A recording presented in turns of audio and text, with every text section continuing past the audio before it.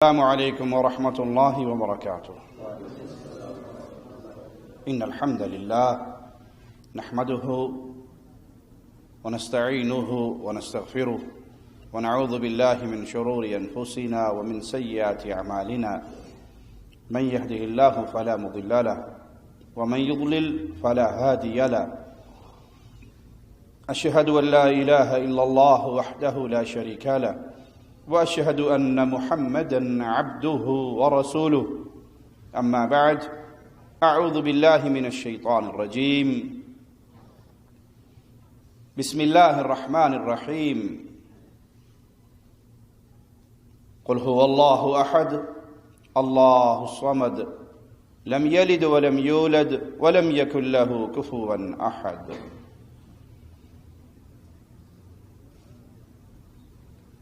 امیر المؤمنین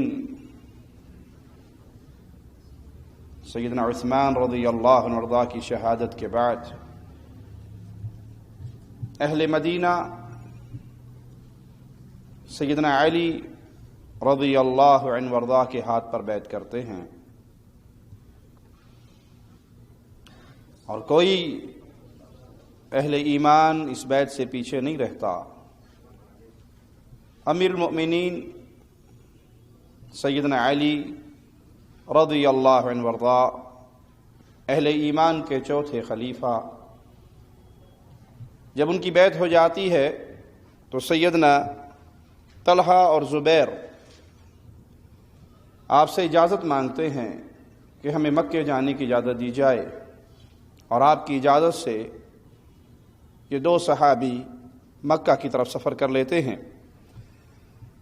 اور وہاں سیدہ عائشہ سلام اللہ علیہا رضی اللہ تعالی عنہا کے پاس پہنچتے ہیں، اور ان کے پاس شہادت عثمان کی خبر پہنچ چکی ہے، اور وہاں سے بصرہ کی طرف صحابہ کی یہ جماعت نکلتی ہے تاکہ ان ظالموں سے انتقام لیا جائے جنہوں نے سیدنا عثمان کو شہید کیا، اور انہیں افسوس اس بات کا رہا کہ ہم سیدنا عثمان کے دفاع میں ہم سے سستی ہوئی، جس طرح دفاع کرنے کا حق تھا ہم کر نہ سکے۔ جب یہ بصرہ پہنچے تو امیر المؤمنین سیدنا علی رضی اللہ عنہ کی طرف سے جو بصرہ کے امیر مقرر تھے، انہوں نے اس قافلے کو بصرہ میں داخل ہونے سے منع کیا۔ دوسری طرف باغیوں کا وہ گروہ جس کا سرغنہ حکیم بن جبلہ تھا، جو اس شہادت عثمان میں جس کا بھرپور کردار تھا، وہ اپنے ساتھیوں کو لے کے نکلتا ہے اور سیدنا طلحہ اور زبیر کے لشکر پہ حملہ آور ہوتا ہے، لیکن اس حملے میں یہ مجرم اور اس کے ساتھی شکست کھاتے ہیں، اور سیدنا عثمان رضی اللہ عنہ کے حامیوں کو فتح ہوتی ہے۔ یہ صورتحال دیکھ کر بصرہ سے عام مسلمان بھی سیدنا طلحہ اور زبیر کے لشکر میں شامل ہو جاتے ہیں۔ یہ خبر جب امیر المؤمنین امیر علی رضی اللہ عنہ کے پاس پہنچتی ہے تو وہ 10,000 پر مشتمل ایک لشکر لے کے نکلتے ہیں۔ لشکر جب مقابلے کے لیے آتا ہے تو سیدنا طلحہ اور زبیر کے پاس سیدنا علی اپنے ایک سفیر کو بھیجتے ہیں، مقداد بن اسود کو، کہ جاؤ ان سے مذاکرات کرو۔ دونوں فریق اس بات پہ اتفاق کرتے ہیں کہ ہم نے جنگ نہیں کرنی، یہ ہمارا ارادہ جنگ کا نہیں ہے، بلکہ ہم صرف سیدنا عثمان کے قاتلوں سے بدلے کے خواہش مند ہیں۔ سیدنا علی رضی اللہ عنہ کا موقف یہ تھا کہ ابھی وقت مناسب نہیں انتقام لینے کے لیے، قصاص لینے کے لیے۔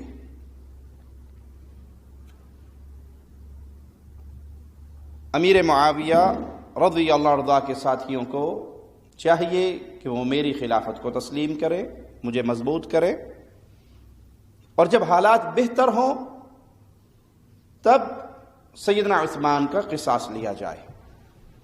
اور ان حضرات کی خواہش کیا تھی کہ پہلے ان قاتلوں کو پکڑا جائے اور پہلے ان سے انتقام لیا جائے، لیکن دونوں فریق اس موقع پر اتفاق کر لیتے ہیں کہ سیدنا عثمان کے قاتلوں سے قصاص لینا واجب ہے، لازم ہے۔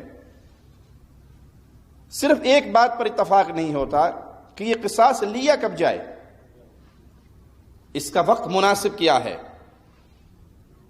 اور اس کے بعد دونوں لشکر میٹھی نیند سوتے ہیں، آرام کی نیند سوتے ہیں، اور یہ پہلی رات ہے جو انتہائی پرسکون حالت میں گزرتی ہے، اور دونوں فریق کے لشکر میٹھی آرام دہ نیند سوتے ہیں، لیکن ان کی نیندیں اڑ جاتی ہیں جنہوں نے یہ ساری شرارت کی تھی۔ سیدنا عثمان کو قتل کرنے والے مجرموں کی نیند اڑ جاتی ہے کہ اتفاق ہو گیا دونوں کا اس بات پر کہ ان قاتلوں سے قصاص لیا جائے گا، صرف وقت کا تعین نہیں ہو سکا، تو وہ سازش کرتے ہیں۔ جس طرح ابن سبا یہودی کے ماننے والے شروع اسلام سے اہل اسلام، اہل ایمان، مسلمان حکومتوں کے خلاف سازشوں کا جال بنتے رہے اور آج تک بنتے آ رہے ہیں، ابھی تک وہ سلسلہ جاری اور ساری ہے۔ ابن سبا کی روحانی اولاد آج بھی اہل ایمان کے خلاف، مسلمان حکومتوں کے خلاف، بلاد حرمین شریفین کے خلاف اپنی سازشیں تیار کرتے رہتے ہیں، اور خاص طور پہ ابن سبا کی روحانی اولاد فارسی، وہ مکمل اس خلیج کے خلاف پلاننگ کرتے رہتے ہیں۔ اللہ ان کا شر انہی پہ لوٹا دے اور اہل سنت کے بلاد کی حفاظت فرمائے، بلاد حرمین کی حفاظت فرمائے، بحرین کی حفاظت فرمائے، اس خلیج عربی کی حفاظت فرمائے، تمام اہل سنت کے ممالک کی حفاظت فرمائے، اور مسلمان ولاۃ الامور کی حفاظت فرمائے، اور ان کے خلاف پلاننگ کرنے والوں کا شر انہی پہ لوٹا دے۔ اس پلاننگ کے نتیجے میں وہ کرتے کیا ہیں کہ سحری کے وقت سیدنا طلحہ اور زبیر کے لشکر پہ حملہ آور ہوتے ہیں، اور ان میں سے کچھ افراد کو قتل کرنے کے بعد پھر وہ بھاگ جاتے ہیں۔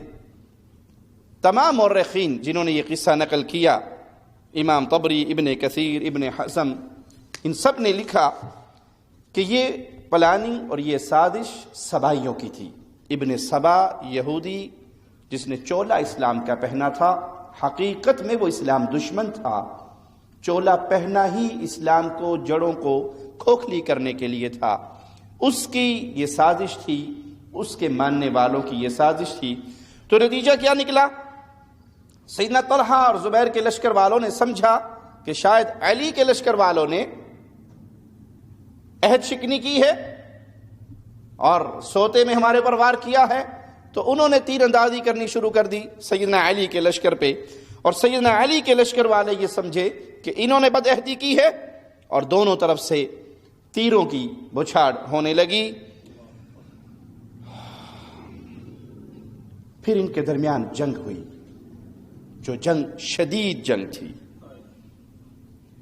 دونوں لشکر کے بزرگوں نے اس جنگ کو روکنے کی بھرپور کوشش کی۔ سیدنا طلحہ اور زبیر بھی اپنے ساتھیوں کو منع کرتے رہے کہ میری بات سنو، اپنے ہاتھوں کو روکو، پہلے ہماری بات سنو، اور اسی طرح سیدنا علی بھی اپنے لشکر کو روکتے رہے۔ لیکن جب جنگ بھڑک اٹھتی ہے، جب فتنے کی ہوا آگ کی شکل اپنا لیتی ہے، پھر وہ عوام کسی کے قابو نہیں رہتی۔ تو یہ فتنے کی آگ بھڑکی، دونوں لشکر کے ذمہ داران اپنے لشکر والوں کو روکنے کی کوشش کرتے رہے، لیکن یہ آگ بھڑک اٹھی۔ سیدہ عائشہ رضی اللہ تعالی عنہا نے سیدنا کعب کو مصحف دے کر بھیجا، مگر سبائیوں نے اس پہ تیر برسائے اور اس کو راستے میں ہی شہید کر دیا کہ کہ اگر یہ بلند کرتا ہے تو پھر تو جنگ رک جائے گی، ٹھنڈی پڑ جائے گی، تو وہ پلاننگ کامیاب نہیں ہونے دی اور اس پہ تیر اندازی کر کے انہیں شہید کر دیا۔ مارکہ جمل سیدنا علی رضی اللہ عنہ وارضاہ کی خلافت کی ابتدا میں 36 ہجری کو ظہر کے وقت شروع ہوا اور سورج غروب ہونے سے پہلے ختم ہو گیا۔ امیر المؤمنین سیدنا علی رضی اللہ عنہ وارضاہ کے لشکر کی تعداد 10,000 اور اہل جمل کے لشکر کی تعداد 5 سے 6,000 تک کے درمیان تھی۔ سیدنا علی کے لشکر کا جھنڈا محمد بن علی بن ابی طالب کے ہاتھ میں تھا اور اہل جمل کا جھنڈا عبداللہ بن زبیر کے پاس تھا۔ اس دن بہت سے مسلمان شہید ہوئے، جن میں سیدنا طلحہ، سیدنا زبیر، محمد بن طلحہ جس کا لقب السجاد تھا، انتہائی زیادہ عبادت گزار تھے اور اس عبادت کی بنا پہ ان کو یہ لقب دیا گیا تھا کہ وہ بہت زیادہ سجدہ کرنے والے، عبادت کرنے والے تھے، یہ بھی شہید ہوئے۔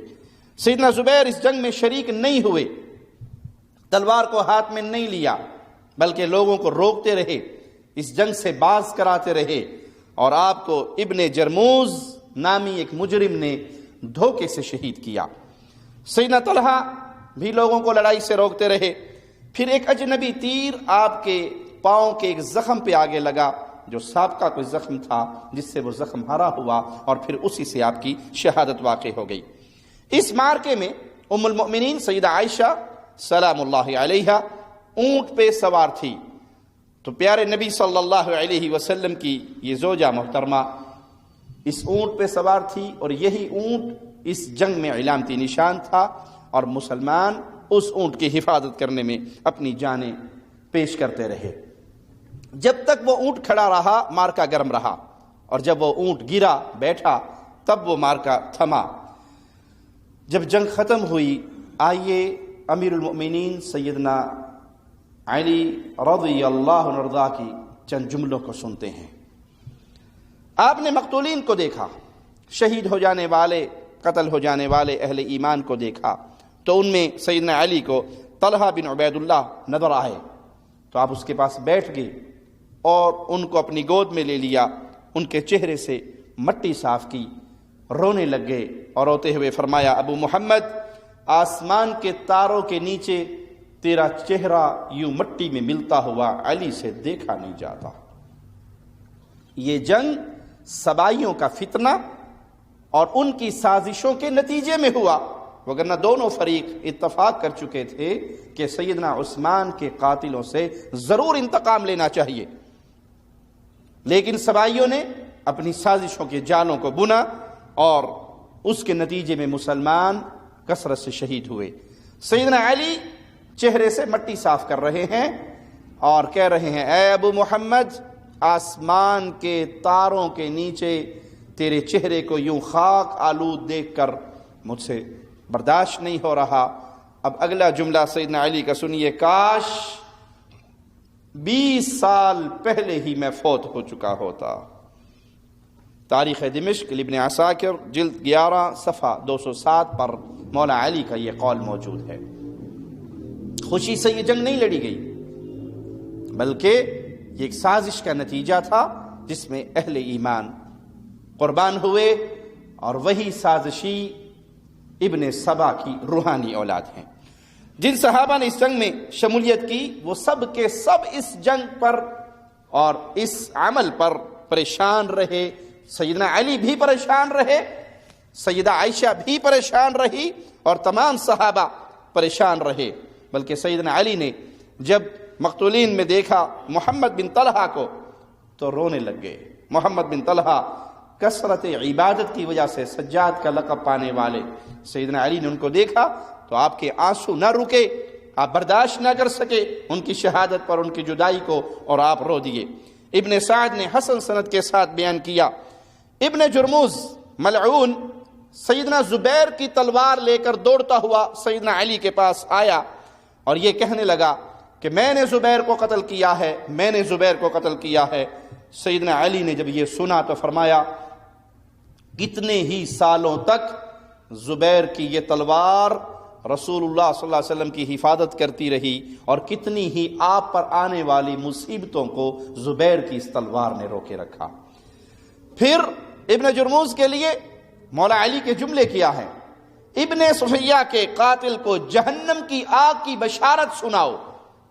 یہ تو انعام پانے کے چکر میں سبائی مجرم آ رہا ہے اور یہ آواز لگا رہا ہے کہ میں نے زبیر کو قتل کیا ہے، اس کو خوشخبری سناؤ کہ تیرے لیے جہنم کی دہکتی ہوئی آگ ہے۔ کیونکہ سیدنا زبیر رسول اللہ صلی اللہ علیہ وسلم کی پھوپھی کے بیٹے تھے، اور انہی کی والدہ کی طرف نسبت کرتے ہوئے مولا علی نے کہا کہ جس نے نبی کی پھوپھی کے بیٹے کو شہید کیا ہے اس کے لیے جہنم کی وعید اور جہنم کی آگ ہے۔ طبقات ابن سعد جلد 3 صفحہ 105۔ سیدنا علی نے سیدنا عثمان کے قاتلوں سے قصاص کیوں نہیں لیا؟ اس سوال کا جواب سیدنا علی نے جب یہ دیکھا، حالات کو دیکھا، تو مصلحت کا تقاضا یہ سمجھا کہ یہ وقت نہیں ہے ان سے قصاص لینے کا، کیونکہ ان قاتلوں کے قبائل ان کے دفاع پر کھڑے ہیں، اگر ان سے قصاص لیا جائے گا تو فتنے اور پھیلیں گے، حالات اور خراب ہوں گے، حکومت مزید کمزور ہوگی۔ تو مصلحت کے تقاضے کے مطابق انکار نہیں کیا، تاخیر کی اس میں کہ وقت جب بہتر ہوگا، حالات بہتر ہوں گے، تب کسی مناسب وقت پر ان قاتلوں سے انتقام لیا جائے گا، لیکن ابھی حالات ایسے نہیں۔ یہ بالکل ایسے ہی ہے جیسے سیدہ عائشہ رضی اللہ تعالی عنہا سلام اللہ علیہا جب آپ پر تہمت لگائی گئی، آپ کی طرح برائی کی نسبت کی گئی، تو کچھ مسلمان بھی شریک ہو گئے لاشعوری طور پر، سیدنا حسان، حمنہ بنت جہش، لیکن اصل اس ساری سازش کے پیچھے ہاتھ رئیس المنافقین عبداللہ بن ابی کا تھا، سازش اس کی تھی، شرارت اس کی تھی، یہاں تک کہ رسول اللہ صلی اللہ علیہ وسلم منبر پہ تشریف لائے اور آواز لگا کر کہنے لگے، کون ہے جو مجھے عبداللہ بن ابی سے نجات دلائے؟ اس کا فتنہ، اس کا شر اب محمد کے گھر تک پہنچ چکا ہے صلی اللہ علیہ وسلم، یعنی اب یہ میری ازواج پہ بھی کلام کرنے لگا ہے، اس کی شرارت اتنی بڑھ گئی ہے، تو مسلمانوں تم میں سے کون ہے جو مجھے نجات دلائے؟ تو سیدنا سعد بن معاذ انصاری رضی اللہ عنہ وارضاہ کھڑے ہوئے اور کہنے لگے، اے اللہ کے نبی صلی اللہ علیہ وسلم، اگر تو وہ ہمارے قبیلے میں سے ہے تو ہم اس کی گردن کاٹ کے آپ کے قدموں میں لا کے رکھ دیتے ہیں، اور اگر اس کا تعلق ہمارے بھائیوں کے قبیلے خزرج سے ہے تو آپ ہمیں حکم دیجئے، ہم اس کو قتل کر کے آپ کے قدموں میں لا کے پھینک دیتے ہیں۔ اس پر سیدنا سعد بن عبادہ انصاری کھڑے ہوئے اور سخت جواب دیا۔ یہ قبائل کی محبت، یہ قبیلے کا معاملہ، اس کی انسان کو بعض دفعہ غیرت آ جاتی ہے، جس طرح ایک حدیث میں بھی ہے کہ جاہلیت کے امور میں سے جو چیز میری امت میں باقی رہے گی اس میں حسب و نسب پہ فخر کرنا، قبائل پہ فخر کرنا۔ تو جب دوسرے قبیلے والے صحابی نے کھڑے ہو کر کہا کہ اگر ہمارے قبیلے کا ہے تو ہمیں بتائیے، ہم قتل کرتے ہیں، اگر ہمارے قبیلے کا نہیں خزرج کا ہے تو حکم دیجئے، ہم قتل کرتے ہیں، تو اس قبیلے سے ایک صحابی نے کھڑے ہو کے اس کا رد کیا۔ اس پر سیدنا اسید کھڑے ہوئے اور انہوں نے سعد بن عبادہ کا رد کیا۔ یہ صورتحال دیکھ کر آپ ان دونوں کو خاموش کرانے لگ گئے۔ جب آپس میں اختلاف کی صورت ہو گئی صحابہ کے درمیان اس مسئلے پر، تو آپ نے دونوں سے کہا کہ تم خاموش ہو جاؤ۔ یہ واقعہ صحیح بخاری میں حدیث نمبر 4141۔ اللہ کے نبی صلی اللہ علیہ وسلم نے رئیس المنافقین پر حد جاری نہیں کی، اس سے انتقام نہیں لیا، اسے قتل نہیں کروایا، معاملے کی نزاکت کو دیکھ کر۔ کیوں؟ اللہ کے نبی صلی اللہ علیہ وسلم کی مدینہ تشریف آوری سے پہلے اہل مدینہ اتفاق کر چکے تھے رئیس المنافقین کو اپنا رہبر، رہنما، بادشاہ تسلیم کرنے کے لیے اتفاق ہو چکا تھا۔ بعض روایات میں ہے کہ اس کی تاج پوشی کی رسم ہونا باقی رہ گئی تھی، وہ تاج بھی تیار ہو چکا تھا جو اس کے سر پہ رکھا جانا تھا۔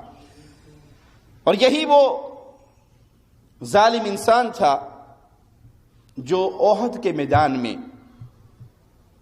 ایک لشکر کا بہت بڑا حصہ لے کر واپس چلا گیا تھا۔ اس کا اثر و رسوخ تھا اور منافقین اس کے ساتھ تھے، اور میدان احد میں سے لشکر کا تیسرا حصہ یہ شخص واپس لے کے چلا گیا۔ تو آپ نے اس کو کوڑے لگوانے سے گریز کیا، صرف مصلحت کو سامنے رکھا کہ اس سے کہیں فتنے کی آگ نہ بھڑک جائے۔ یہی دیکھا سیدنا علی نے رضی اللہ عنہ وارضا، اور قصاص لینے میں جلدی نہیں کی۔ آج بھی کچھ مجرم، کچھ ظالم ابن سلول کی اولاد، رئیس المنافقین کی روحانی اولاد سیدہ عائشہ رضی اللہ تعالی عنہا پر تہمت لگاتی ہے، وہی جھوٹ کی نسبت جس کی برات اللہ نے عرش عظیم سے نازل کی وہ نسبت کرتی ہے۔ عجیب معاملہ یہ ہے،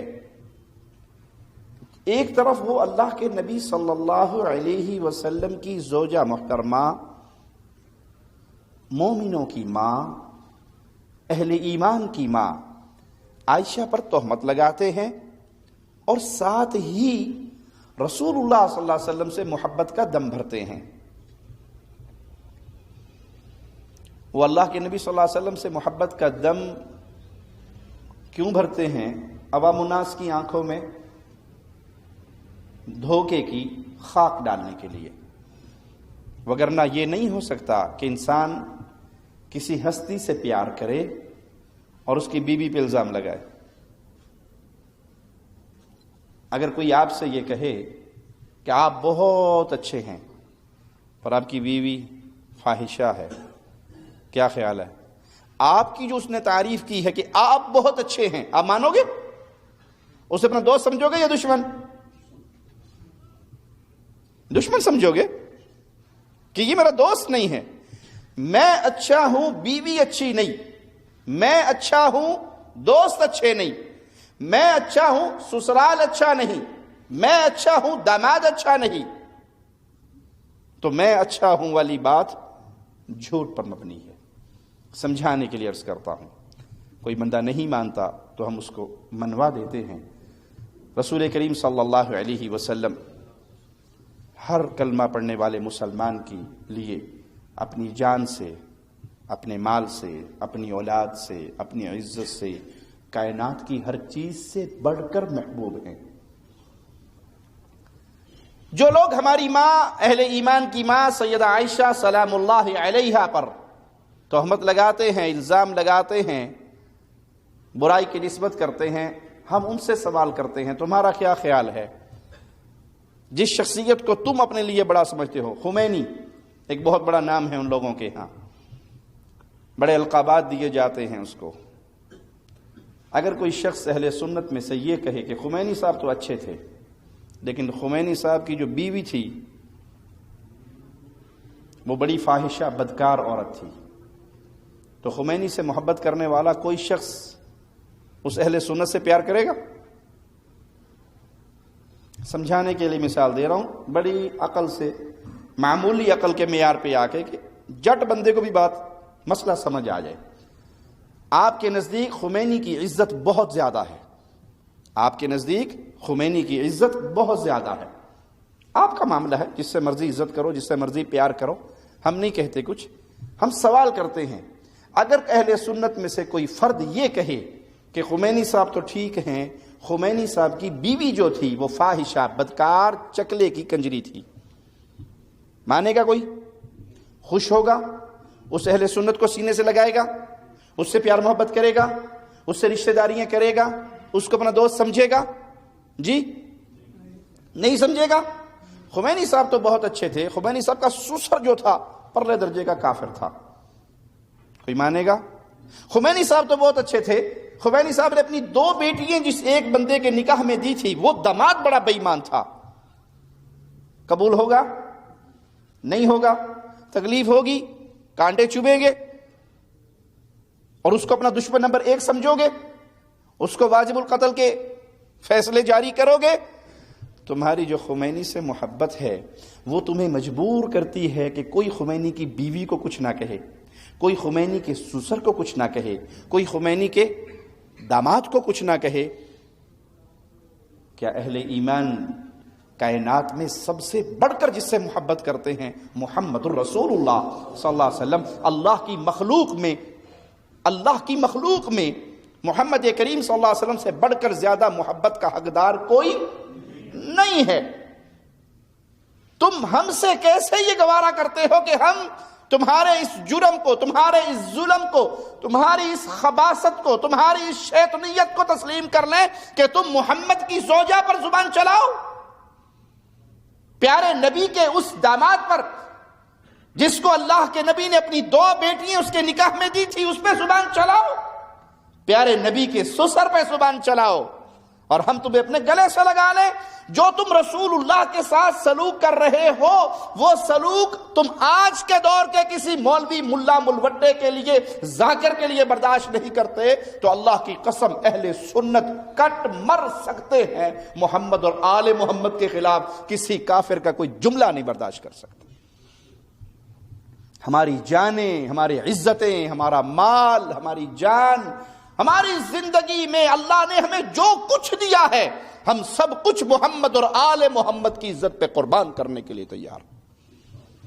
ہم اس شخص کو مسلمان نہیں سمجھتے جو اہل ایمان کی ماں عائشہ سلام اللہ علیہا رضی اللہ تعالی عنہا کی شان میں کوئی ایک برا جملہ کہنے کی جسارت کرتا ہے.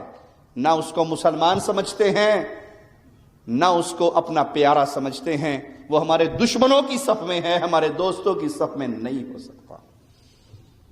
ہم نبی سے پیار کرنے والے اور نبی سے جڑی ہوئی ہر چیز سے پیار کرنے والے، جو نبی کے لعاب سے پیار کرتے ہیں، جو نبی کے پسینے سے پیار کرتے ہیں، جو نبی کے چہرے پر مبارک داڑھی سے پیار کرتے ہیں، وہ نبی کے داماد اور نبی کے سسر اور نبی کی اہل و عیال کے خلاف کوئی جملہ برداشت. ہارون رشید نے امام وقت کے محدث سے سوال کیا کہ ہمیں یہ بتائیے ابو بکر و عمر کی شان، منزلت، نبی صلی اللہ علیہ وسلم سے قربت یہ کتنی تھی اور کیسی تھی؟ تو بڑا پیارا جملہ کہا حدیث کے اس امام نے، جتنی نبی کی ان صحابیوں کی قبروں کی قربت ہے محمد کی قبر سے، وہی قربت تھی محمد کریم کے ان صحابہ کی محمد الرسول اللہ سے صلی اللہ علیہ وسلم. جس طرح وہ قبریں بھی ساتھ ساتھ ہیں تو اسی طرح یہ محبت میں، پیار میں، سفر میں، حضر میں، بیٹھنے میں، چلنے میں، آنے میں، جانے میں اسی طرح پیار کرتے تھے اور اسی طرح اکٹھے ہوتے تھے جس طرح اللہ نے فوت ہونے کے بعد بھی ان کو ایک ہی مقام پہ اکٹھا کر دیا. تو سیدنا علی رضی اللہ عنہ وارضا بھانپ کے اس مسئلے کو کہ اگر بدلہ لینے میں جلدی کی جائے تو فساد زیادہ ہوگا، لیکن اگر اس پہ تاخیر کی جائے تو فساد کم ہوگا. بلکہ حقیقت تو یہ ہے کہ مولا علی رضی اللہ عنہ وارضا فوری قصاص لینے پر قادر ہی نہیں تھے. صورتحال امن و امان کی اتنی خراب تھی، اور جنہوں نے یہ جرم عظیم کیا تھا سیدنا امیر عثمان کی قتل کا، ان کے قبائل ان مجرموں کے دفاع پر تلے ہوئے تھے. اسی بنا پر جب امیر معاویہ نے منصب خلافت سنبھالا، سیدنا علی کے فرزند ارجمند، جنت کے نوجوانوں کے سرداج سید حسن بن علی رضی اللہ عنہما نے اہل ایمان کی ذمہ داری خلیفہ وقت مقرر کرنے کا یہ بوجھ امیر معاویہ کے کندھوں پہ ڈال دیا اور انہیں اپنا خلیفہ تسلیم کر لیا. خلافت سنبھالنے کے بعد امیر معاویہ نے بھی اسی چیز کو بھانپا جس کو مولا علی بھانپ چکے تھے، جس کو سیدنا علی بھانپ چکے تھے، کہ ان سے قصاص لینا وہ مصلحت کا تقاضا نہیں ہے بلکہ اس سے فتنہ بڑھ سکتا ہے. جو سیدنا علی حقیقت دیکھ چکے تھے، امیر معاویہ خلیفہ بننے کے بعد اس حقیقت کو دیکھنے لگے اور انہوں نے بھی اپنا ہاتھ رو کے رکھا۔ یہ الگ ماجرا ہے کہ سیدنا امیر معاویہ نے اپنے دور حکومت میں مختلف لوگوں کو روانہ کیا اور سیدنا عثمان کے مختلف قاتلوں سے قصاص لیا، لیکن یہ بھی درست ہے کہ وہ قاتل کچھ عرصے تک زندہ رہے۔ حجاج بن یوسف کے دور تک ایک قاتل زندہ رہا۔ حجاج بن یوسف نے خطاب کیا اور مسلمانوں کو جنگ پہ بھیجنے کے لیے ابھارا، تو ایک کوفی شخص آیا بوڑھا اور اپنے بیٹے کو ساتھ لے کر آیا، اور اگر حجاج بن یوسف سے کہنے لگا کہ آپ نے حکم دیا ہے کہ سب نکلیں، تو میں بوڑھا ہوں، ضعیف ہوں، میرے بیٹے کو قبول کر لو اور مجھے گھر رہنے کی اجازت دے دو۔ تو حجاج نے مان لی بات۔ جب وہ بوڑھا کوفی لوٹا تو کسی نے کہا، اے امیر، جانتے ہو یہ کون ہے؟ کہا نہیں۔ کہا یہ عمیر نامی مجرم ہے، اور اس نے امیر المومنین سیدنا عثمان کی پسلیوں پہ ٹھوکریں ماری تھی، ان کی شہادت کے بعد ان کی پسلیاں توڑی تھی۔ یہ سنتے ہی حجاج بن یوسف نے اس بوڑھے کو واپس بلایا، عمیر کو واپس بلایا، اور بلانے کے بعد اس سے پوچھا، کیا تو وہ شخص ہے جس نے سیدنا عثمان کی لاش کی بے حرمتی کی تھی، ان کی پسلیوں پہ ٹھوکریں ماری تھی؟ تو وہ خاموش رہا، نہ اقرار کیا نہ انکار کیا، خاموش رہا۔ خاموش رہنے کا مطلب ہے اس نے اپنا جرم تسلیم کیا۔ تو حجاج نے فوراً جلاد کو بلایا کہ اس مجرم کی، اس منافق کی گردن مار دو۔ تو وہ آخری قاتل تھا جو حجاج بن یوسف کے دور میں اپنے انجام کو پہنچا۔ تو سیدنا علی نے کسی کمزوری کی بنا پہ اس قصاص سے ہاتھ نہیں روکا، بلکہ امت پہ شفقت کرتے ہوئے کہ فتنے کی ایک نئی آگ نہ اٹھ جائے۔ جب معرکہ جمل ختم ہوا تو سیدنا علی نے ام المؤمنین سیدہ عائشہ رضی اللہ تعالی عنہا کو سنبھالا اور انہیں رسول اللہ صلی اللہ علیہ وسلم کے حکم کے مطابق عزت و احترام کے ساتھ واپس مدینہ بھیج دیا۔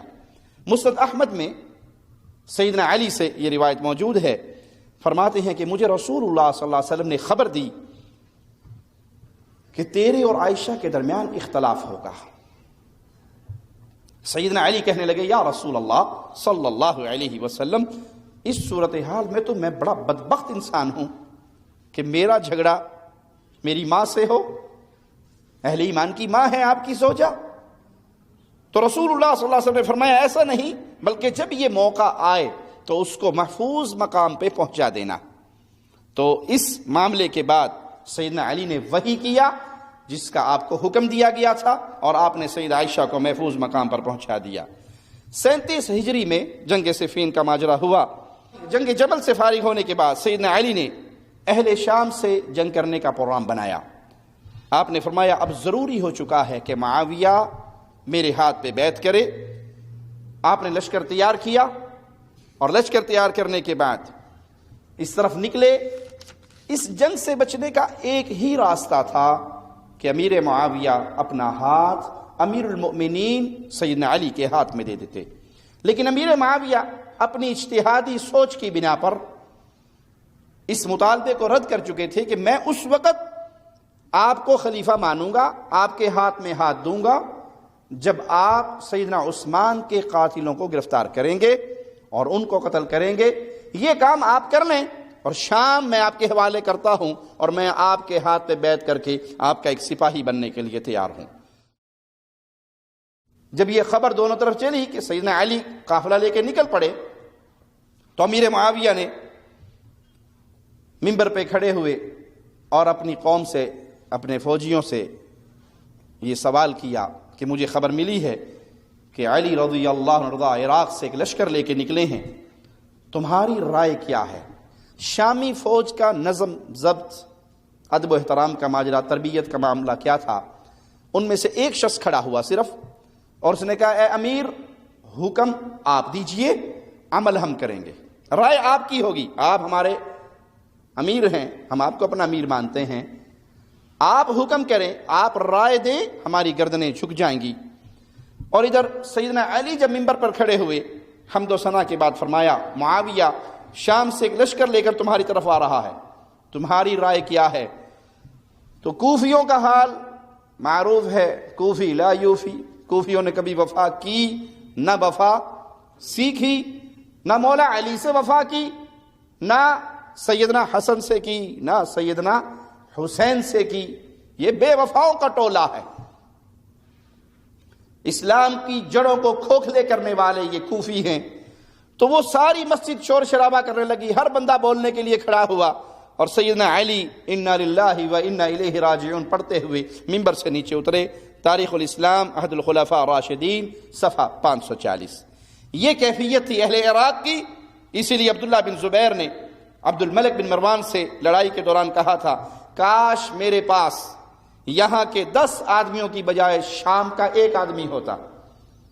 تم تعداد میں تو زیادہ ہو، لیکن تم ایسے اونٹ ہو جن کو پالا جائے، سواری کا وقت آئے تو کوئی سواری کے لیے قابل نہ ہو۔ کاش تم میں سے 10 میرے پاس نہ ہوتے اور اس کے بدلے میں شام کا 1 آدمی میرے پاس ہوتا۔ سیدنا علی ماہ صفر 37 ہجری کو صفین میں پہنچے۔ تاریخ اسلام میں صحیح سند کے ساتھ ابو مسلم خولانی رحمہ اللہ سے روایت ہے کہ وہ امیر معاویہ کے پاس گئے اور ان سے کہا، آپ خلافت کے مسئلے میں امیر المؤمنین علی سے تنازع کیوں کرتے ہیں؟ کیا آپ علی جیسے ہیں؟ کیا آپ کی شان علی والی ہے؟ آپ خلافت کے مسئلے پہ کیوں جھگڑ رہے ہیں؟ امیر معاویہ نے کہا، نہیں، اللہ کی قسم میں علی جیسا نہیں، علی مجھ سے افضل ہیں، علی خلافت کے زیادہ حقدار ہیں۔ لیکن تم جانتے ہو کہ عثمان کو کیسے شہید کیا گیا، اور میں ان کا چچا زاد بھائی ہوں، میں مطالبہ کر رہا ہوں قصاص کا۔ معنی کیا؟ سیدنا علی اور سیدنا امیر معاویہ کے درمیان خلافت کا جھگڑا نہیں تھا، اختلاف کی بنیاد وہ سیدنا عثمان کے قاتلوں سے قصاص لینا تھا۔ تم علی کے پاس جاؤ اور ان سے کہو کہ وہ قاتلین عثمان سے قصاص لیں، اور میں شام کی یہ حکومت ان کے قدموں میں اور خود ان کے ہاتھ پہ بیعت کرنے کے لیے تیار ہو جاؤں گا۔ ابو مسلم سیدنا علی کے پاس گئے اور ان سے جا کر یہ ماجرا پیش کیا، تو انہوں نے یہ مطالبہ ماننے سے انکار کر دیا۔ امیر معاویہ نے نہ کبھی اپنے آپ کو خلیفہ کہلوایا، نہ وہ خلافت کے مسئلے میں جھگڑا کرتے تھے۔ جب یہ جنگ ہوئی اور پھر اتفاق ہوا تحکیم کے مسئلے پر، تو سیدنا علی نے اس موقع پر یہ عبارت لکھی تھی، هذا ما عهد عليه علی امیر المؤمنین معاویہ بن ابی سفیان۔ یہ تحریر ہے جس کی بنیاد پر امیر المؤمنین علی نے معاویہ بن ابی سفیان سے معاہدہ کیا۔ امیر معاویہ نے جب اس تحریر کو دیکھا تو وہ کہنے لگے، میں اس کو تسلیم نہیں کرتا، اگر میں آپ کو خلیفہ مان لوں تو جھگڑا کیوں کروں؟ جھگڑا تو اس سے پہلے ہے کہ آپ یہ معاملہ حل کریں سیدنا عثمان کے قاتلوں والا، اور میں آپ کو خلیفہ مان کے اپنا ہاتھ آپ کے ہاتھ میں دوں۔ اگر میں آپ کی خلافت کو تسلیم کر لوں تو میں آپ سے جھگڑا کس بنیاد پہ کروں؟ اور پھر کاتب سے کہا کہ نام لکھو، میرا نام لکھو اور علی کا نام لکھو، لیکن علی کا نام میرے نام سے پہلے لکھنا، کیونکہ علی شان میں، عزت میں، مقام میں، مرتبے میں معاویہ سے بہت افضل ہیں۔ امیر المؤمنین علی اور امیر معاویہ میں جنگ کبھی بھی خلافت کے مسئلے پر نہیں ہوئی، بلکہ لڑائی کا سبب جو تھا بنیادی، وہ سیدنا عثمان کے قاتلوں سے قصاص لینا تھا۔ سیدنا علی کے لشکر کی تعداد 1 لاکھ اور امیر معاویہ کے لشکر کی تعداد 70,000 افراد پر مشتمل تھی۔ 3 دن تک یہ جنگ جاری رہی اور بہت زیادہ مسلمان قتل ہوئے۔ یہ معرکہ ختم ہوا ثالثی کی بنیاد پر کہ نیزوں پر قرآن حکیم کو بلند کیا گیا، اور فریقین نے، دونوں فریقوں نے جنگ روک دی، ایک ثالثی کونسل مقرر کر دی جو فیصلہ کرے گی، اور دونوں لشکر اپنے اپنے علاقے میں واپس چلے گئے۔ سیدنا علی نے ابو موسیٰ اشعری کو اور امیر معاویہ نے عمرو بن عاص کو نمائندہ مقرر کیا، اور یہ طے ہوا کہ یہ ثالثی کونسل پھر دوبارہ اکٹھی ہوگی اور اکٹھی ہو کے پھر فیصلہ کرے گی۔ اس ثالثی کونسل کا جو قصہ عوام الناس میں مشہور ہے، وہ قصہ یہ ہے کہ عمرو بن عاص اور ابو موسیٰ اشعری ان دونوں نے اتفاق کر لیا کہ امیر معاویہ کو بھی معزول کر دیا جائے اور سیدنا علی کو بھی معزول کر دیا جائے۔ تو پہلے ابو موسیٰ اشعری ممبر پہ چڑھے اور کہا، میں علی کو معزول کرتا ہوں اپنی خلافت سے، یوں پھر اپنے ہاتھ سے انگوٹھی اتاری انگلی سے، جیسے میں نے یہ انگلی سے انگوٹھی اتار کے الگ کر دی ہے، جدا کر دی ہے، اسی طرح میں علی کو خلافت سے جدا کرتا ہوں۔ اس کے بعد ابو موسیٰ اشعری بھی منبر پہ چڑھے اور کہا جس طرح میرے اس بھائی نے علی کو معزول کیا، ایسے جیسے یہ انگوٹھی اس نے اپنی انگلی سے الگ کی، میں بھی علی کو معزول کرتا ہوں، اور انگوٹھی اتار کر کہا جیسے یہ انگوٹھی اس انگلی سے جدا ہو گئی ہے، اسی طرح علی کو خلافت سے معزول کرتا ہوں اور امیر معاویہ کو مستقل خلیفہ مقرر کرتا ہوں۔ یہ بات بیان ہوئی تو عوام الناس میں شور برپا ہو گیا اور دونوں ناراض ہو کے چلے گئے۔ یہ ساری کہانی جھوٹی ہے، من گھڑت ہے، قصہ ہے، فراڈ ہے۔ اس داستان کو گھڑنے والا کذاب راوی ابو مخنف، اس نے اس جھوٹ کو گھڑا، تراشا اور عام کیا۔ صحیح سند کے ساتھ جو روایت ہے وہ یہ کہ ثالثی کے موقع پہ عمرو بن عاص جناب ابو موسیٰ سے ملتے ہیں اور کہتے ہیں اس قضیے میں آپ کی کیا رائے ہے؟ ابو موسیٰ نے جواب دیا کہ سیدنا علی اس گروہ سے ہیں جن پر اللہ کے نبی صلی اللہ علیہ وسلم آخری دم تک راضی رہے، یعنی شان علی کی بیان ہوئی کہ علی شان میں، عزت میں، مقام میں، اللہ کے نبی صلی اللہ علیہ وسلم کی قربت میں، آپ کی رشتہ داری میں، آپ کی پسندیدگی میں بہت اعلیٰ مقام پر ہیں امیر معاویہ کے مقابلے پہ۔ تو عمرو بن عاص نے فرمایا آپ مجھے اور معاویہ کو کہاں چھوڑ رہے ہیں؟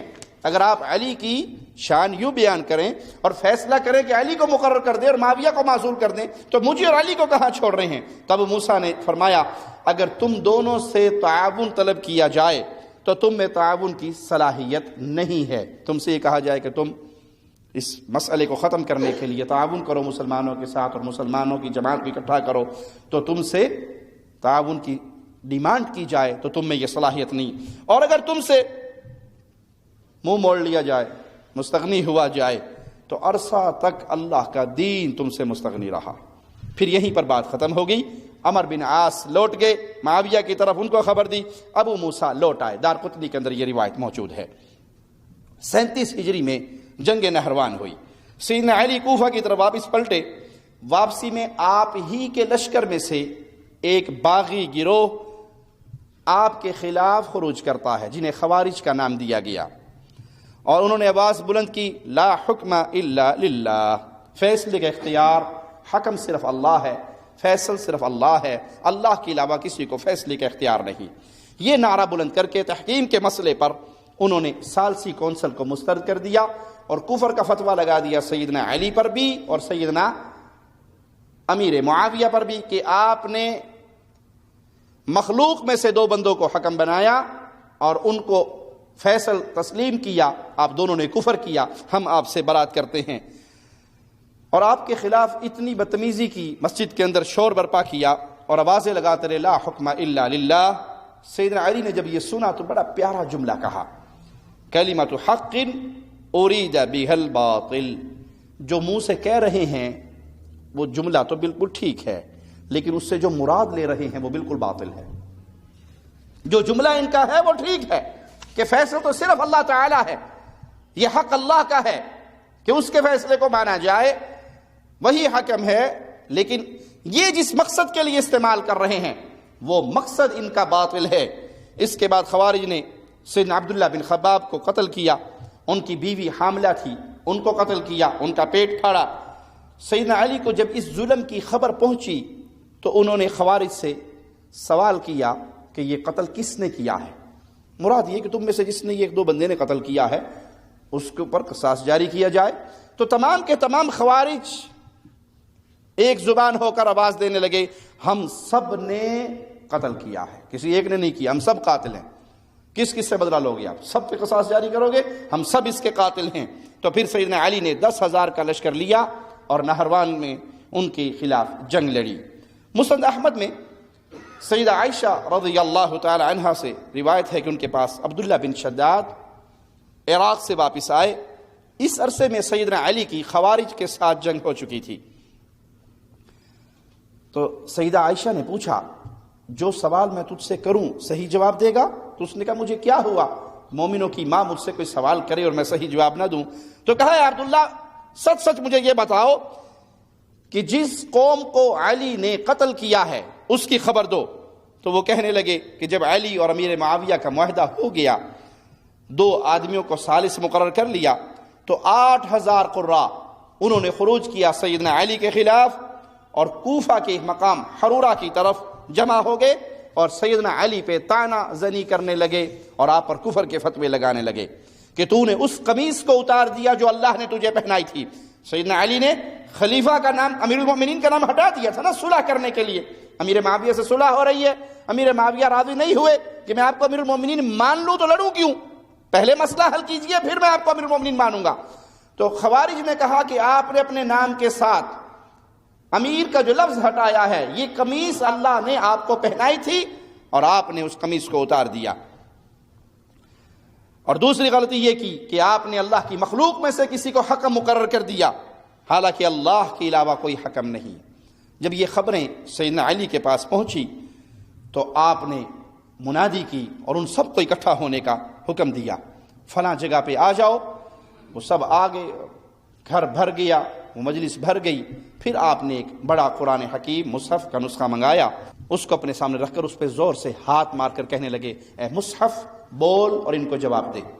لوگوں نے کہا امیر المؤمنین اب کیا کہہ رہے ہیں، یہ تو کتاب ہے، کاغذ ہے، سیاہی ہے، ہم اس کو پڑھتے ہیں، ہم اس کی تلاوت کرتے ہیں، یہ بول کر کیسے جواب دے گا؟ آپ نے فرمایا میرے اور ان خوارج کے درمیان یہ اللہ کی کتاب ہے۔ پھر قرآن حکیم میں سے یہ مسئلہ سیدنا علی نے پڑھ کے خوارج کو سنایا کہ اگر ایک مرد اور ایک عورت کے درمیان جھگڑا ہو جائے تو اللہ حکم کیا دیتا ہے، وَإِنْ خِفْتُمْ شِقَاقَ بَيْنِهِمَا فَابْعَثُوا حَكَمًا مِّنْ أَهْلِهِ وَحَكَمًا مِّنْ أَهْلِهَا، اگر تم دیکھ تو کہ میاں بیوی کے درمیان فساد ہو گیا اور قریب ہے کہ یہ معاملہ ان کا ختم ہو جائے، فساد ہو جائے، دونوں خاندانوں میں لڑائی ہو جائے، ان دونوں کے درمیان تفرقہ ہو جائے، یہ الگ الگ ہو جائے، معاملہ طلاق تک پہنچے، تو پھر اس سے پہلے کیا کرو، ایک حکم خاوند کے گھر سے اور ایک حکم بیوی کے گھر سے، ان دونوں کو حکم بناؤ اور ان کے درمیان اس ناچاکی کا فیصلہ کرواؤ، تم بھیجو۔ اب قرآن حکیم نے جو لفظ استعمال کیا فَابْعَثُوا حَكَمًا مِّنْ أَهْلِهِ، مرد کے اہل میں سے ایک حکم اور اسی طرح عورت کے اہل میں سے بھی ایک حکم۔ تو جواب میں کہتے ہیں سیدنا علی خوارج سے کہ محمد کریم صلی اللہ علیہ وسلم کی امت کی خون کی حرمت مرد اور عورت کی ناچاکی کے مسئلے سے زیادہ اہم ہے۔ یہاں مسلمانوں کی 2 جماعتیں باہم برسر پیکار ہیں، حالت جنگ میں ہیں، اللہ تو اجازت دیتا ہے میاں بیوی کے اختلاف میں ایک حکم ادھر سے اور ایک حکم ادھر سے، تو مرد اور عورت کا اختلاف اتنا بڑا مسئلہ نہیں جتنا امت مسلمہ کے 2 گروہوں کے اختلاف کا مسئلہ ہے جس پہ خون بہ رہا ہے۔ تو تم کہتے ہو کہ یہ حکم کا معاملہ ہم نے مقرر کر کے کفر کیا، اللہ کا کلام تو اس کی اجازت دیتا ہے کہ میاں بیوی کے اختلاف کے اندر تم۔ اور دوسرا اعتراض تمہارا یہ کہ میں نے اپنے نام کے ساتھ امیر المؤمنین نہیں لکھا، امیر معاویہ سے معاہدہ کرتے ہوئے، صلح کرتے ہوئے، تو یہ بھی میں نے رسول اللہ صلی اللہ علیہ وسلم کی سنت پہ عمل کیا۔ جب صلح حدیبیہ ہوئی، صلح حدیبیہ کے موقع پر کفار کے ساتھ صلح ہوتے ہوئے کفار نے اعتراض کیا تھا کہ اگر ہم آپ کو محمد الرسول اللہ مان لیں پھر تو ہمیں اختلاف کرنے کی اجازت ہی نہیں ہوگی، آپ یہاں پر محمد الرسول اللہ نہ لکھیں بلکہ محمد بن عبداللہ لکھیں، اپنا حسب و نسب بیان کریں، آپ عبداللہ کے بیٹے محمد ہیں اور آپ سے ہمارا یہ معاہدہ ہو رہا ہے، اگر ہم نے آپ کو رسول اللہ مانا ہوتا تو لڑائی کس بات کی، پھر اختلاف کس بات کا۔ اور عجیب بات ہے کہ اس موقع پر بھی سیدنا علی ہی تھے، اللہ کے نبی نے سیدنا علی سے کہا تھا علی میرے نام کے ساتھ رسول اللہ والا لقب ہٹا دو، تو سیدنا علی نے کہا تھا کہ اللہ کے نبی میرے اندر تو جرت نہیں ہے کہ میں رسول اللہ کو مٹا دوں، تو آپ نے کہا پھر میرا انگوٹھا وہاں رکھ دو جہاں یہ لکھا ہوا ہے، اور آپ نے اس کو مٹا دیا۔ تو کہا اگر میں نے اپنے نام کے ساتھ امیر المؤمنین نہیں لکھا اور مٹایا تو یہ کام تو رسول اللہ صلی اللہ علیہ وسلم صلح حدیبیہ کے موقع پہ کر چکے تھے۔ یہ امیر المؤمنین کی گفتگو سننے کے بعد 8000 خوارج میں سے 4000 توبہ طائب ہو گئے اور دوبارہ امیر المؤمنین کے قافلے میں شامل ہو گئے۔ تو آپ نے ان 4000 باقی رہ جانے والے خوارج سے کہا سنو، ہم تم سے اس وقت تک جنگ نہیں کریں گے جب تک تم بے گناہوں کو قتل نہ کرو، ڈاکے نہ ڈالو اور اپنا یہ ذمہ نہ توڑو۔ تم اپنے علاقے میں امن و امان سے رہو، کسی کو قتل نہ کرو، کسی پہ ڈاکہ زنی نہ کرو اور کسی ذمی کو نہ مارو، تو ہم بھی تمہیں چھوڑ دیں گے، تمہیں کچھ نہیں کہیں گے۔ اور اگر تم نے خیانت کی تو اللہ خیانت کرنے والوں کو پسند نہیں کرتا، پھر ہماری اور تمہاری جنگ ہوگی۔ سیدہ عائشہ نے پوچھا اے عبداللہ کیا پھر علی ان سے لڑے؟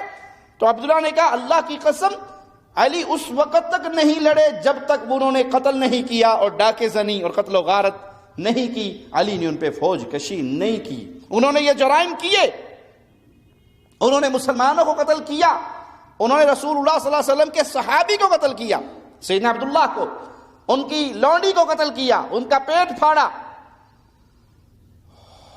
اور آج تک خوارج کے وہ نطفے، خوارج کے مذہب پہ چلنے والے وہ مجرم، ان خوارج کی روحانی اولاد آج تک ظلم کے وہ قصے اور وہ تاریخ لکھ رہی ہے جس کی شاید اس دنیا میں کوئی اور مثال پیش نہ کر سکے۔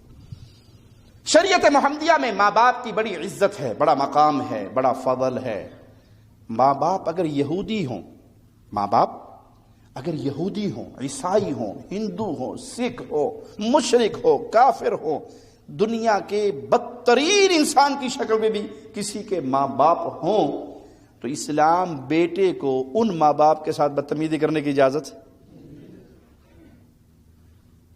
ماں باپ کے ساتھ بدتمیزی نہیں ہو سکتی، ماں باپ کے ساتھ لڑائی نہیں ہو سکتی، ماں باپ کے ساتھ زبان اونچی نہیں ہو سکتی، ماں باپ کے ساتھ جھگڑا نہیں ہو سکتا، ماں باپ کی بے عزتی نہیں ہو سکتی، ماں باپ کے اوپر زبان درازی نہیں ہو سکتی۔ صرف کافر ماں باپ کے لیے ایک حکم بیان کیا ہے اللہ نے کہ جب تجھے یہ حکم دے کہ تو اللہ کا شریک بنا، یعنی اسلام کے خلاف اگر ماں باپ حکم دیں تو وہ بات ان کی نہیں ماننی، معروف کاموں میں بات ماننی ہے، ان کے ساتھ حسن سلوک کرنا ہے، ان کو کھانا پینا خدمت وہ سارا کام آپ نے کرنا ہے، اگرچہ وہ کافر ہی کیوں نہ ہوں، یہ اسلام کا حکم ہے۔ اور ان خوارج کے ٹولے نے ایسی تاریخ رقم کی جس کی شاید مثال نہ ملتی ہو سوائے اسی گمراہ ٹولے کے۔ دو جڑواں بھائی تھے جن کا تعلق داعش نامی اس خارجی تحریک کے ساتھ ہوا، اور ان دو خارجیوں نے، داعشیوں نے اپنی ماں سے عراق جانے کی اجازت مانگی۔ ماں نے ان کو منع کیا کہ نہ جاؤ، ہم بوڑھے ماں باپ ہیں تمہارے، ماں 65 سال کی ہے تو باپ 70 سال کا ہے، تو ہماری خدمت کرو، نہ جاؤ۔ انہوں نے اصرار کیا کہ نہیں ہم نے ضرور جانا ہے، تو ماں نے ان کو روکنے کے لیے یہ کہہ دیا کہ اگر تم باز نہ آئے تو میں تمہاری رپورٹ پولیس میں کر دوں گی، CID کو بتا دوں گی کہ تم ان داعشیوں کے ساتھ ملنا چاہتے ہو۔ رمضان کا مہینہ، جہاں ایک گیا گزرا مسلمان کا دل بھی نرم ہو چکا ہوتا ہے اللہ کی طرف۔ آپ نے دیکھو کئی فصلی بٹیرے مسلمان بیچارے ہمارے، ان کو فصلی بٹیرے نہ کہیں، کوئی اچھا جملہ کہہ لیں ان کے لیے، وہ بیچارے نماز پڑھ نہیں آتے صرف رمضان میں۔ اب یہ نہیں پتا وہ اللہ کی عبادت کرتے ہیں یا رمضان کی عبادت کرتے ہیں۔ اللہ کی عبادت کریں تو اللہ نے تو پورے سال نمازیں فرض کی نا، اور جو رمضان کی عبادت کرتا ہے وہ رمضان جانے کے بعد پھر عبادت چھوڑ دیتا ہے، تو معنی یہ پھر وہ اللہ کی عبادت والا ماجرا نہیں۔ المہم رمضان میں دل ایسے نرم ہوتے ہیں، مسجدیں بھری ہوتی ہیں، تراویحوں میں، افطاریوں پہ ہر طرف نیکی کا دور دورہ، غریبوں، یتیموں، بیواؤں، مسکینوں کی مدد کا جذبہ ہوتا ہے۔ ان داعشی مجرموں نے انہی رمضان کی مبارک راتوں میں سے ایک رات کو اپنے بوڑھے ماں باپ کو گھسیٹا، سٹور روم میں لے کر گئے اور وہاں جا کے چھریوں کے وار کر کر کے ان کو قتل کر دیا، اور خود دفع ہو گئے اور سمجھنے لگے کہ ہم نے بہت بڑا جہاد کر لیا۔ انا للہ و انا الیہ راجعون۔ یہ وہ فتنہ ہے خوارج کا کہ اپنے سے جو اختلاف کرے گا وہ کافر قرار پائے گا، بھلے وہ ماں ہو وہ باپ ہو۔ ایک داعشی کی بات آپ نے نہیں مانی، آپ نے اس سے اختلاف کیا، آپ پر کفر کا فتویٰ فوراً لگے گا، اور ادھر کفر کا فتویٰ لگے گا اور ادھر آپ کا خون حلال ہو جائے گا، اور وہ رسول اللہ صلی اللہ علیہ وسلم کی بات صحیح بالکل فٹ آگے بیٹھے گی ان مجرموں پر کہ یہ بت پرستوں کو چھوڑیں گے، کلمہ پڑھنے والوں کو ماریں گے۔ تو انہوں نے اپنے سگے ماں باپ کو ذبح کیا۔ سیدنا عبداللہ کہتے ہیں مومنوں کی ماں عائشہ کو کہ علی نے فوج کشی نہیں کی خوارج کے خلاف، یہاں تک کہ انہوں نے قتل کرنا شروع کیا، انہوں نے ڈاکے ڈالنے شروع کیے، انہوں نے ذمیوں کا عہد توڑنا شروع کیا، پھر ان پہ فوج کشی ہوئی۔ سیدہ عائشہ پوچھتی ہیں وہ پستان والے مرد کے بارے میں تم کیا کہتے ہو؟ تو عبداللہ نے کہا میں سیدنا علی کے ساتھ تھا، سیدنا علی مقتولین کے درمیان کھڑے تھے اور آپ نے اس شخص کو پہچان لیا تو لوگوں سے پوچھا اس کو جانتے ہو یہ کون ہے؟ تو کوئی اس کا تسلی بخش جواب نہ دے سکا۔ سیدہ عائشہ نے پوچھا اہل عراق کے نزدیک وہ کیا بات تھی جو سیدنا علی نے اس شخص پر کھڑے ہو کر کہی تھی؟ تو سیدنا علی نے کہا، عبداللہ کہتے ہیں سیدنا علی نے کہا صدق اللہ ورسولہ، اللہ نے سچ کہا اور اللہ کے رسول نے بھی سچ کہا۔ سیدہ کہتی ہے اللہ علی پہ رحم کرے، علی کا تکیہ کلام تھا رضی اللہ عنہ وارضاہ، وہ جب کسی چیز پہ تعجب کرتے تو یہی کہتے صدق اللہ ورسولہ۔ اہل عراق ان کے نام پر جھوٹ بولتے ہیں اور ان کے کلام میں اضافہ کر لیتے ہیں، ان کے نام پہ جھوٹ بولا جاتا ہے اور ان کے کلام میں اضافہ کر لیا جاتا ہے، اور خوارج کی تعداد 1000 کے قریب تھی جو سب کی سب قتل ہوئی، اور سیدنا علی کے لشکر میں سے 4 یا 7 مجاہد شہید ہوئے، اور ان کے وہ جو قتل ہوئے خوارج کے آدمی ان میں سے وہ ایک ٹونڈا آدمی بھی تھا جس کے ہاتھ کا اوپر والا حصہ ایسے تھا جیسے عورت کا پستان ہوتا ہے۔ سیدنا علی نے اس کو تلاش کیا اور اس کی لاش پہ کھڑے ہوئے اور کہا یہ واقعہ بالکل ایسے ہوا جیسے رسول اللہ صلی اللہ علیہ وسلم نے بیان کیا تھا۔ صحیح بخاری حدیث نمبر 3601 اور صحیح مسلم حدیث نمبر 148 سنیے، آپ نے فرمایا انہ تخرج فرقۃ علی حین اختلاف بین المسلمین، وہ خوارج کا ٹولہ مسلمانوں کے اختلاف کے درمیان ظاہر ہوگا۔ خارجی کب پیدا ہوں گے؟ جب مسلمانوں کے درمیان اختلاف کا وقت ہوگا۔ یہاں بھی رسول اللہ صلی اللہ علیہ وسلم نے لفظ کیا استعمال کیا؟ مسلمین، مسلمانوں کے درمیان اختلاف۔ تو امیر معاویہ کی فوج بھی اہل ایمان کی اور سیدنا علی کی فوج بھی اہل ایمان کی تھی۔ پیارے نبی فرماتے ہیں اسے وہ گروہ قتل کرے گا جو حق کے زیادہ قریب ہوگا، جو حق کے زیادہ قریب ہوگا وہ اسے قتل کرے گا۔ تو کس نے قتل کیا تھا اس ٹونڈے پستان والے آدمی کو؟ سیدنا علی نے، سیدنا علی کے لشکر نے۔ تو امیر معاویہ اور سیدنا علی کے ان معاملات کے اندر حق کے زیادہ قریب سیدنا علی تھے۔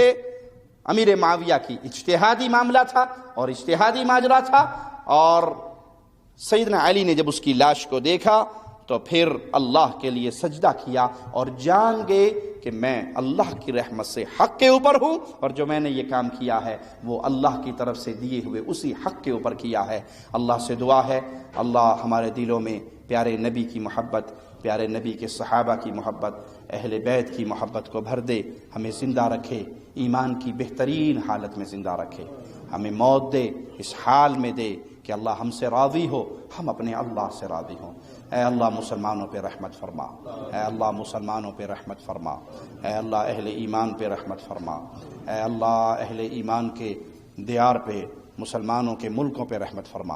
اللہ بلاد حرمین کی حفاظت فرما، اللہ بلاد حرمین کی حفاظت فرما۔ اللہ شریروں کا شر، ظالموں کا ظلم، حاسدوں کا حسد جو اس بلاد حرمین کی طرف بری نگاہ سے دیکھ رہے ہیں، اللہ ان کا شر انہی پہ لوٹا دے اور بلاد حرمین کو اسی طرح پھلتا پھولتا آباد رکھ۔ اے اللہ خادم حرمین شریفین کی حفاظت فرما، اے اللہ خادم حرمین شریفین کے ذریعے اس بلاد حرمین کو اور عزت عطا فرما اور تمکین عطا فرما۔ اے اللہ یہاں سے تیری توحید کا پیغام اسی طرح نشر ہوتا رہے، تیرے کلام کی خدمت ہوتی رہے، لوگ اس چشمے سے ایمان کو لیتے رہیں اور ایمان کا نور پوری دنیا میں پھیلتا رہے۔ اے اللہ مسلمانوں پہ، مسلمانوں کے ملکوں پہ، مسلمانوں کے حکمرانوں پہ رحمت فرما۔ اے اللہ خوارج کے فتنے سے امت مسلمہ کی حفاظت فرما، اللہ ان کا شر انہی کی گردنوں میں لوٹا کے اے اللہ ان سے دھرتی کو پاک فرما، ہمیں زندہ رکھ، لا الہ الا اللہ کا خادم بنا کے، اس پیغام توحید کا خادم بنا کے زندہ رکھ۔ اے اللہ ہمیں موت دے اس حال میں تو ہم سے راضی ہو مولا، اور ہم تجھ سے راضی ہوں۔ ادھر ہماری روح نکل رہی ہو اور ادھر ہماری زبان پہ لا الہ الا اللہ کا ترانہ گونج رہا ہو۔ اقول قولی ھذا واستغفر اللہ لی ولکم ولسائر المسلمین فاستغفروہ انہ ھو الغفور الرحیم۔